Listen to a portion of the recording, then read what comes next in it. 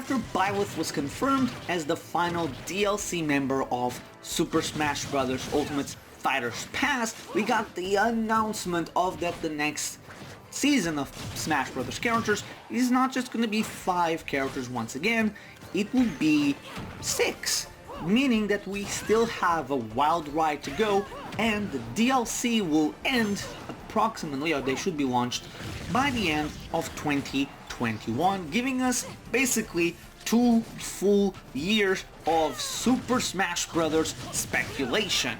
And now we have 6 slots to fill, and I feel pretty confident in my guesses at who could be those 6. So, I'm the Legend of DS, and who are the front runners for Fighters Pack Volume 2?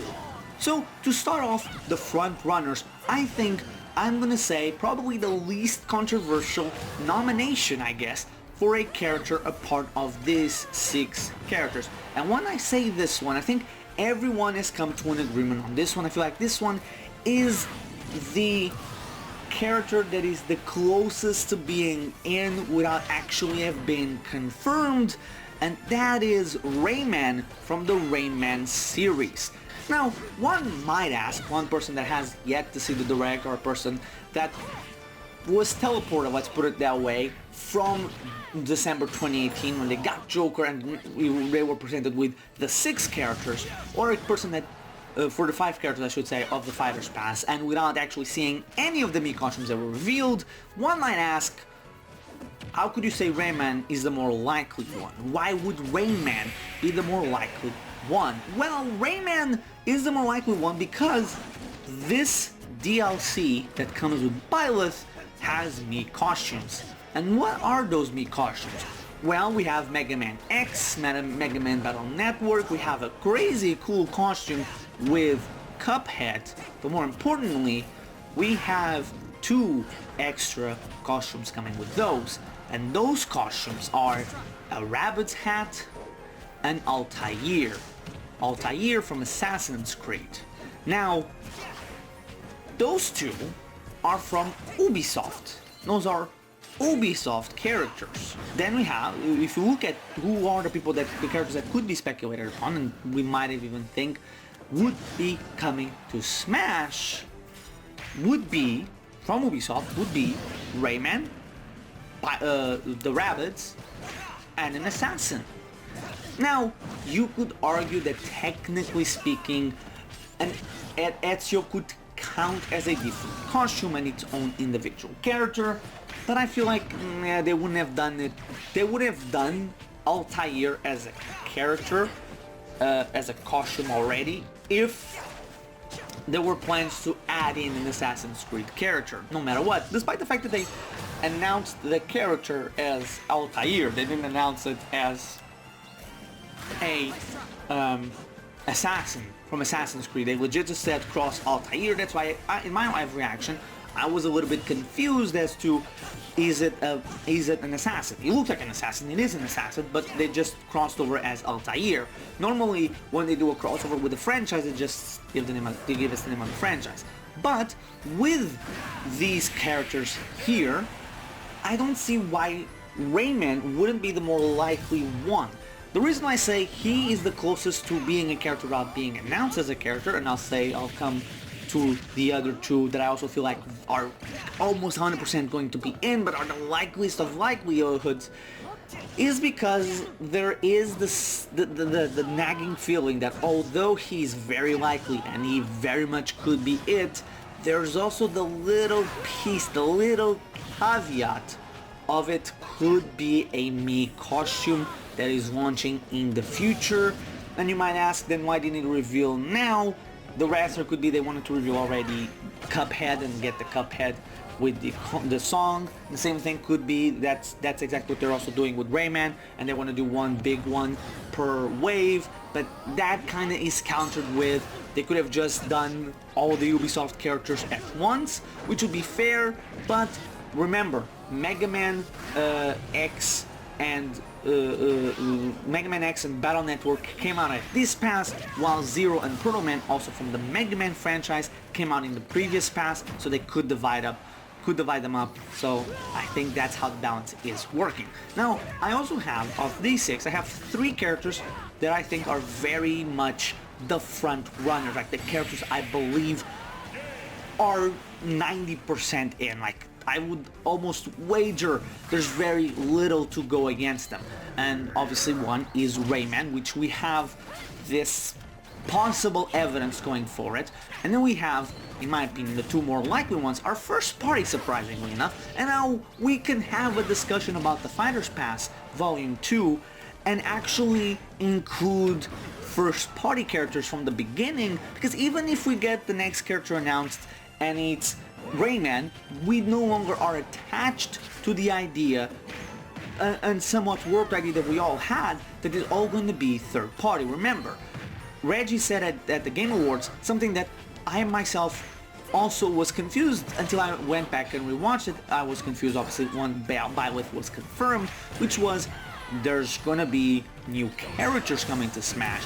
For the life of me, I thought that he had talked about characters from new worlds or new franchises coming to Smash. I don't know why I thought that. Maybe it was because when I saw it, it's like, what was 3 or 4 in the morning that day, and I got confused. It happened before where one time I confused what Sean Layton said at the Game Awards with what he said at the PlayStation Experience, because I was just too tired during those times.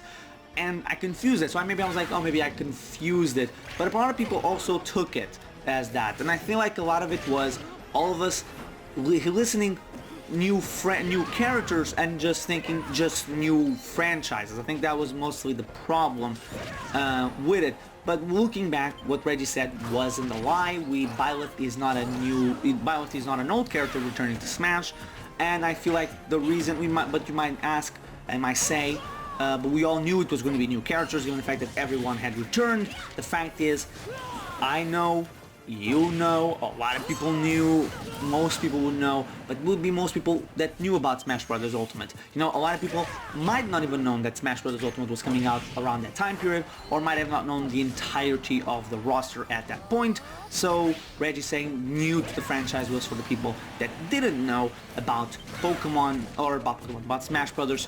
Having the entire roster returning as a thing. Now, the characters I feel like are very much in line with Rayman as being very close to being confirmed and there, but missing, like something might happen that would put them aside, would be Rex, which I feel like the thing that kind of goes against him is also the thing that could be why this pass is so long, and Generation 8 Pokemon. And let me explain why I think those two, while having a very good chance of being in, there might be something that stopping them. For example, Rayman, while Rayman has the possibility of a possible future Mii costume with a song track, Rex, I feel like the idea of Rex is very interesting. A lot of people will just say, if you watch basically almost anybody talk about Rex, all they will say is Rex with Pyra and Mythra. Something that I personally don't do, because I look at Rex not as a guy that has just Mythra or Pyra with him to wield the Aegis. When I look at Rex, I see a possible character that would be a reverse Pokemon trainer. While Pokemon trainer is the guy in the back and the characters in the front are the ones that are swapped out, I see Rex as being a character in the front, the one guy in the front, with the character in the back being swapped out, because Rex in the games wields 3 different blades at all times. Basically, once you get the ability unlocked, you have 3 blades consistently with you. And I can see Sakurai also going with it. And I could see Xenoblade Chronicles 2 kind of becoming the Fire Emblem Awakening of the Xenoblade franchise. Maybe not now, but in the near future becoming that, with multiple characters from those games coming in. Maybe Rex as a singular character, then maybe one character or a trio of characters coming in from Xenoblade Chronicles 2 Torna, the Golden Country, and possibly an echo for Shulk in the advent of Malos in the future, but that's whenever the next Smash game is, or if there's a third season for Smash Brothers, which I doubt now because this pack is gonna go up until 2021, and I see the pack going up until 2021 as a reason to believe he could be that way, because 3 characters being developed, basically Rex with 3 different movesets being developed, would be what brings Rex make Rex unique amongst all the sword wielders, quote unquote. Also, by the way, love the little jab at the fan base with Sotha saying in the Byleth trailer, too many swordmen are there, a thing that I missed because of the unfortunate events of my camera being kinda shite when the direct was going on. For whatever reason, there was a weird fog on it. I don't know, I can't explain why it happened. But still, looking at it, there's a fun to that. I feel like Rex could have those 3 characters to be worked on. Also, it could be that could also help the fact that Rex might just be the first character of this new pass. Sure, the problem would be, well, no, we ended the last DLC. The last DLC had 3 JRPG characters, and you're already talking about this pass starting with another JRPG character. The fact is, while Hero and Byleth while Hero uses a sword, Byleth doesn't really use a sword. He's much more of a different tools, and showcasing what possibly could be a possible future Monster Hunter character in the future could happen. Where was I? Rex would bring in 3 blades with him. I think that would be a cool gimmick. That could explain why the game or the DLC goes up until December 2020, because I was trying to think of like either, because it doesn't make much sense to increase the number of characters, but also reducing so much the time frame of releases, because when you think about it, it's January 2020 right now. Until December 2021, it's basically 2 years. So unless the team went on a huge break, which honestly they deserve, especially if they're gonna go on to work on the next Smash Brothers immediately after this one, which I also think is a possibility for why the DLC will take so long. I could see that happening, but at the same time, we know Sakurai, and he's not a man that would take that amount of a huge break from development. Honestly, I think that depending on how the schedule for the team was, I think like a month or 2 of holiday would be great for the team, but also I don't know how much the team or people would enjoy that. I know that when I was nowadays I don't really like having too long of a time without doing something or working on something, so I don't know, and I feel like Sakurai would be very much more neuronic than me when it comes to that scenario. So Rex being a triple character could work in his favor to differentiate himself from everybody else. Coming in very early on the pass would be good too, that way people won't have too high of expectations or be way too disappointed when he comes out. So I guess that would work for him. Again, what goes against him is that Sakurai being very much out to showcase a character, and a trio of characters basically coming out in the DLC. I don't know how much the budget will work on that. It also, the time, again, how long it's going to take for DLC to be finalized, it's huge, which means it could just be that the team is either taking a massive break right now, or it could be that they already are not only working on DLC, but starting pre-production in a sense for the next Super Smash Brothers. By the time the DLC is done, if the DLC is done, let's go with how they discussed it, and it's either late November 2021 or December 2021. That means that it will be 2021, which would mean that the next Nintendo system shouldn't be too far away in horizon. It probably will be most likely just an upgraded Switch. I don't think that Nintendo doesn't need too much to change on the Switch, and I guess that the next Super Smash Bros. Would already begun development at that time, especially if the Switch 2, let's put it that way, comes out in 2023, which would be 6 years of Switch. And I know people are going to say, but Nintendo said they wanted to have a bigger life cycle for the Switch. It's good to remember, you can have a big life cycle and still have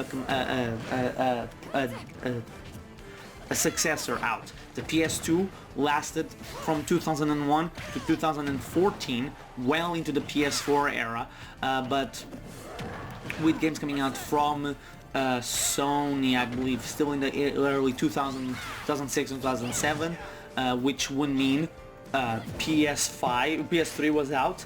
The Last of Us, I believe, PS3 came out. The last PS3 game from Sony came out. I believe it was the last one, at least a major one. Last of Us came out 6 months before. Not even that, I think, before the PS4. So, and the 3DS had games well into the life of the Switch, well into 2018. So I don't think it means much.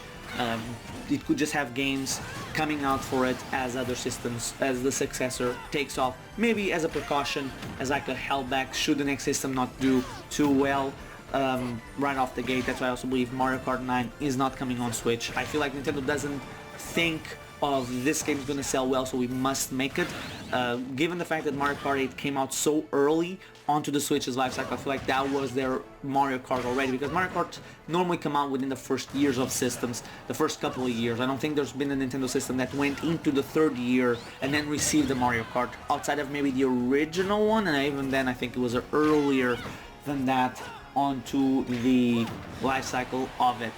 Next we have the Pokemon, the Generation 8 Pokemon. I feel like this is again one of the closer ones, because Generation 8 it's a record-breaking numbers for the franchise. It did 6 million, if I'm not mistaken, in like a week. If accounted for digital sales, when Pokemon Sword and Shield, just the first week of it in Japan, and we count the retail numbers from it up until now, Pokemon is, I believe, I could be wrong, but I believe at over 4 million units sold just in Japan, making it the fastest selling titles on the Switch in Japan, which is insane. I feel, and every Pokemon generation, when they can, they get added to Smash Bros. There's only been a few generations that have been skipped, and I feel like mostly it was because of not having DLC. I guess that if Melee had DLC, I wouldn't be shocked if Blaziken, for example, made it in. I wouldn't be surprised if a Generation 5 Pokemon would have made it into Brawl, given DLC. Well, Generation 5 is the one that's kind of iffy, because Brawl came out in 2008, Generation 5 came out in 2010, if I'm not mistaken, and Brawl came out, or yeah, those 2 years, yeah, I could have made it in, honestly, thinking about it. And then no generation has, since then, has been skipped over. Only truly generations 5 and 3, technically speaking 2 as well, because 2 only has Pichu, and Pichu is just a Pikachu clone, so it's kind of iffy there, but still it has something to call its own. With Pokemon having so many, still having stuff come out, it makes sense for it. It's again record-breaking, and it's gonna have news throughout the year. I guess Pokemon could come out like in November, or like, yeah, November feels right, because like we could have the Crown Tundra come out in like September or October, and then have the Pokemon come out in November. The problem with the Pokemon, I would feel like, is that there really isn't a main eventer for Pokemon. Like, you know, normally you get to a Pokemon game and you know, like, the Pokemons that the Game Freak and Nintendo and the Pokemon Company are pushing, you know. Zoroark was that Pokemon for Generation 5. Outside of the main legendaries and even the starters even, you have that. You have a Lucario, you have a Zoroark, you have, you know, Pokemon that are, you have an Absol, you have Pokemon that are pushed as, like, these could be big deals. They have their own movies, they have their own specialized episodes in the anime before they came out. Technically speaking, you could say Melmetal could be considered that, but Melmetal is not a part of Generation 8. It's still a Generation 7 Pokemon, from my understanding, so it's a weird one. In one of the comments for my reaction to the Sakurai Presents, which I titled Hose Mad Part 2, the Byleth Chronicles, which I think, I just laughed at it, because a lot of people are mad over Byleth, and if you are mad to the point of threatening Sakurai and threatening Nintendo, asking for Nintendo to fire Sakurai and stuff like that. You're pathetic, and just grow up a little, just grow up. But I mean, then again, I am a guy that again named what I named the video, but it was mostly because of the saltiness and having fun, not trying to insult anybody. But still, if there's people out there that truly deserve don't deserve a single thing that they got in Super Smash Bros. Ultimate, but somebody posted, it was Christopher BF, about the possibility of Urshifu be the DLC fighter, which makes sense. It would be the second legendary Pokemon that we would have. The thing I feel like which would be weird about Urshifu would be the fact that it has two forms. I guess they could always choose one, and given the fact that in Sword and Shield, Urshifu will not have a version exclusive side, so I guess he could be that. It would be cool to see in it. And again, I don't think like any of the starters. I feel like the Rillaboom was one that I heard a lot of talk beforehand, but like because of the drums, I don't feel like it would fit too well, because they would have to carry the drums around, and it kind of would look awkward, at the very least in my opinion. Obviously they could make something special out of it, but that's just me, you know. So yeah, so I don't know what to say. That's the thing with Pokemon. I think it's very likely, but at the same time, because of the lack of a true main event, or at least as of right now, it feels like it could legit just be smoke in the pan. Then I also have three characters I think could very likely be it, with it being Geno, which is like the final major fan favorite character that didn't happen yet, that could happen. Master Chief, this one is I feel like a very up there character, especially if any Halo game comes out on the Switch, and I feel like the next Nintendo Direct could be a massive one, and Halo coming to Switch would be one of them. And we've heard from one guy from Eurogamer, which we should take with a grain of salt, because he's one of the people that said Pokemon Stars was coming to Switch. But then again, having information on one company does not negate having not having true information on one company, I should say, does not negate having a lot of it from another company.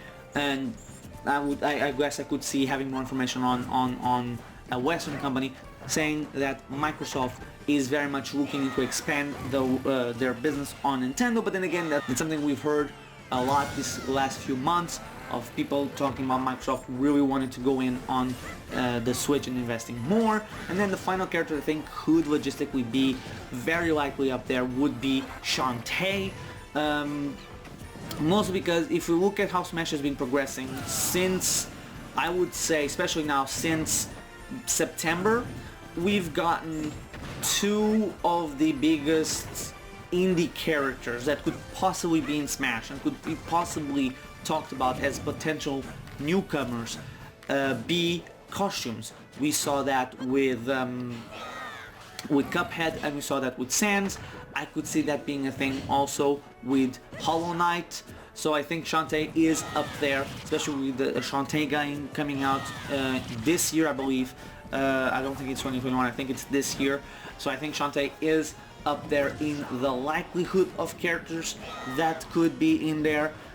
So that's my potential six. That's the six characters I would love to see. So eventually, if it was me making the pass, that would be my fighters. That would be my six fighters. It would be Rayman, Rex, a Generation Pokemon. If it was me choosing the Generation 8 Pokemon, I would go with Inteleon, but that's just because I'm biased, or because I was Sabo Squad since day one. Geno, the final fan favorite character, Master Chief, and Shantae. I think those would be like a very good roster. But those are my picks. Who would you pick to be in the 6 character slots coming into Super Smash Bros. Ultimate? Who are your 6 front runners? I've been in the Legend of the S. Now for a little bit of promotion for what was about to come on this channel. It was supposed to already be out, but unfortunately it hasn't happened because of editing problems and really annoying problems that made me almost want to punch like a pillow or something, because I say pillow because I don't want to hurt my hand, because of how shitty it has been, my editing software, trying to do anything with my Tokyo Mirage Sessions playthrough, which is more of an edited a shortcut, abridged version of a full playthrough. It still ends up being kind of long, but it would have been more edited instead of like being 17 or 20 or 30 episodes being condensed to like episodes, larger episodes, but like still cut and stuff. Unfortunately, for whatever reason, it's not properly working. I'm going to be trying to get an episode out. I'll try to get the prologue out at least by Monday. I'll try it most likely tomorrow night to work on it. And tomorrow also is going to be releasing me trying and probably failing very hard to explain the Pokemon news that we got recently with the Regis and the possible Galarian versions of the legendary birds. But anyway, I've been the Legend of the S. Remember to like, comment and subscribe, and please like the video if you enjoy it.